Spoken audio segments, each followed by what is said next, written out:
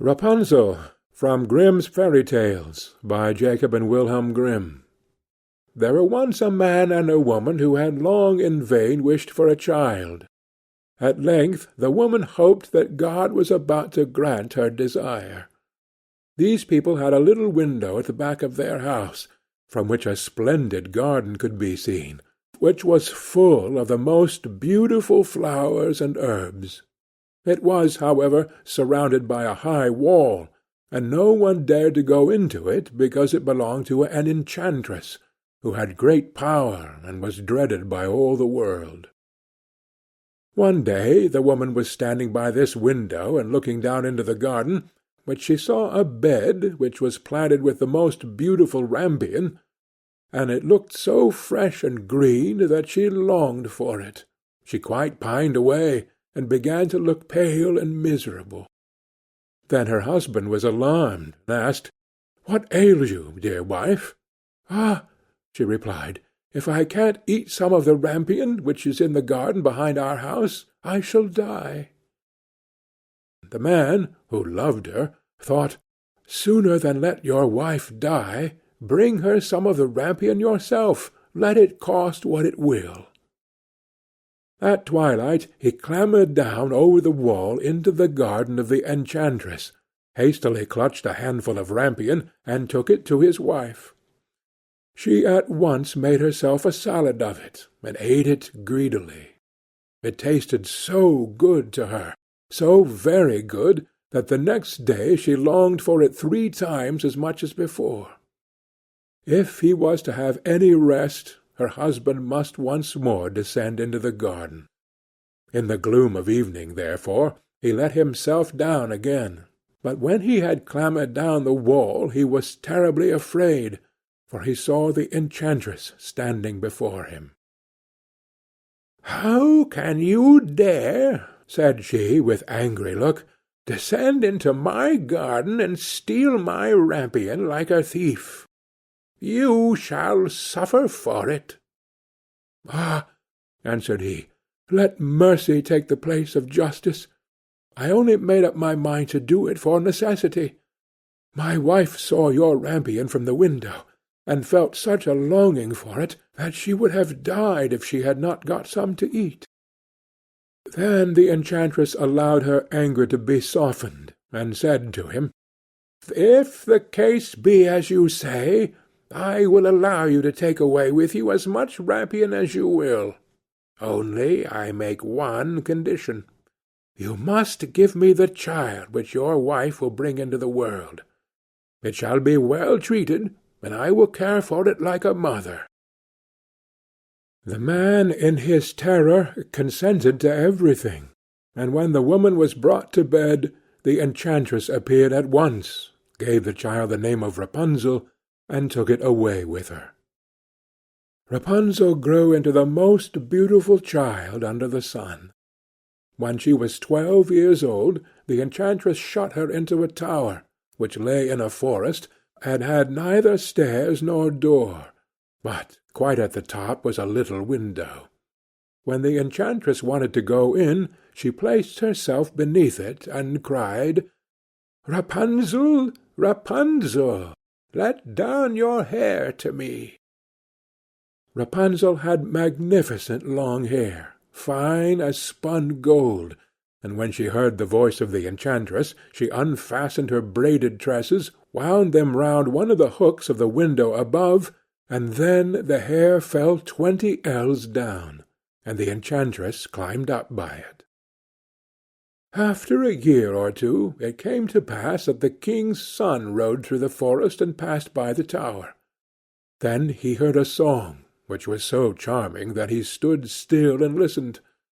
This was Rapunzel, who in her solitude passed her time in letting her sweet voice resound.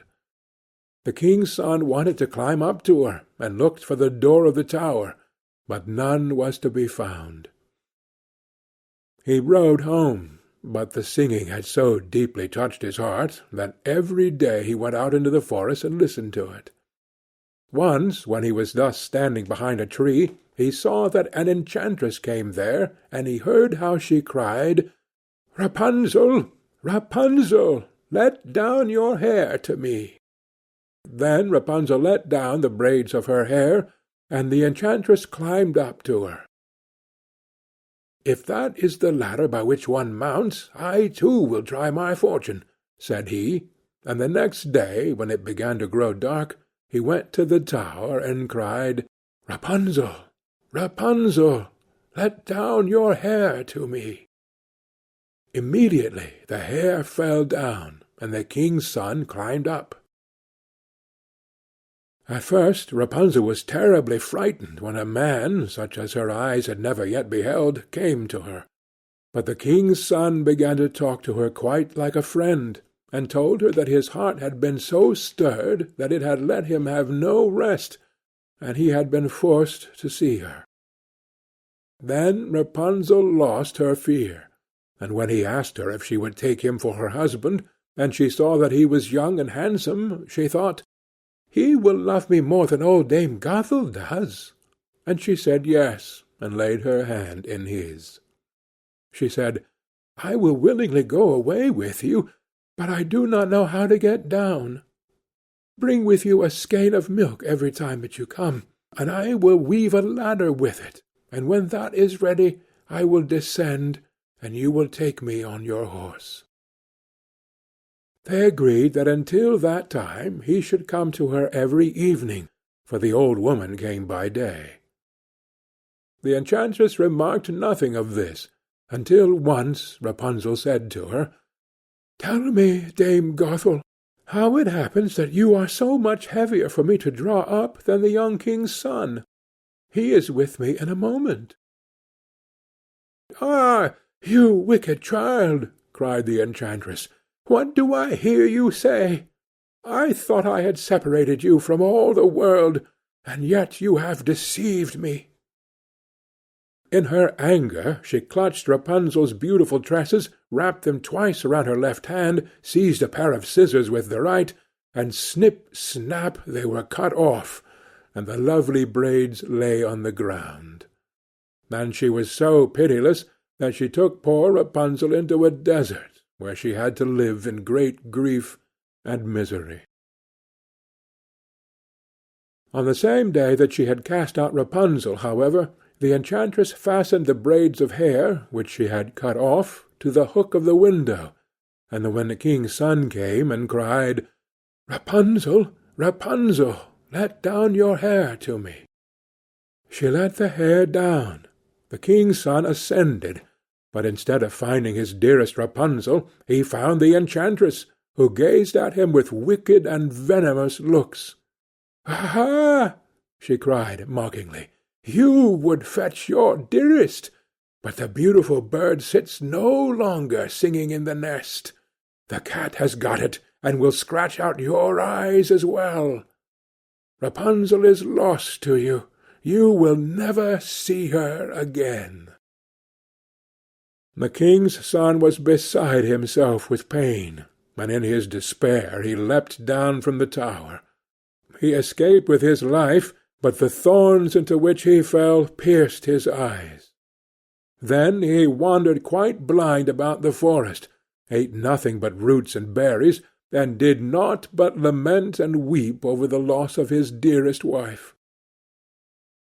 Thus he roamed about in misery for some years, and at length came to the desert where Rapunzel, with the twins to which she had given birth, a boy and a girl, lived in wretchedness.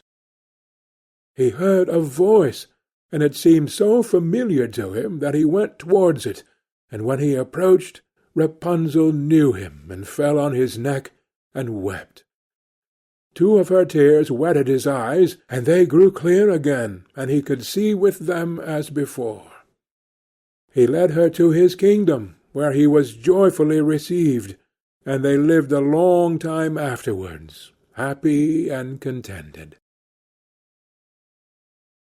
End of Rapunzel.